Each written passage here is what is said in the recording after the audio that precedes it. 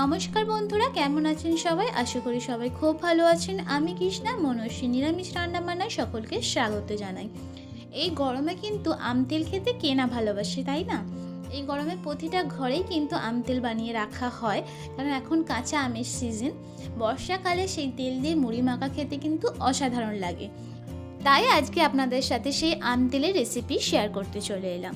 এই আম তেলটা কীভাবে আমি বানাবো সেটা আপনাদের সাথে শেয়ার করব, কিন্তু তার আগে বলে রাখি, আমার চ্যানেলে নতুন বন্ধু থাকলে সমস্ত ধরনের নিরামিষ রেসিপি পাওয়ার জন্য প্লিজ আমার চ্যানেলটা সাবস্ক্রাইব করে পাশে থাকা বেল বাটনটি প্রেস করে রাখবেন, যাতে আমার চ্যানেলের ভিডিওর নোটিফিকেশান সবার আগে আপনার কাছে পৌঁছে যায়। তো চলুন পারফেক্ট আম তেল কী করে বানাবেন সেই রেসিপিটি দেখে নেওয়া যাক। আম তেল বানানোর জন্য এখানে আমি মিডিয়াম সাইজের 3টা আম নিয়েছি। এটা কাঁচা মিঠে আম, আপনারা যে কোনো আম নিতে পারেন, কোনো সমস্যা নেই তাতে। তো আমগুলোর বোটাগুলো আমি কেটে ফেলে দিয়ে খোসা সমেতই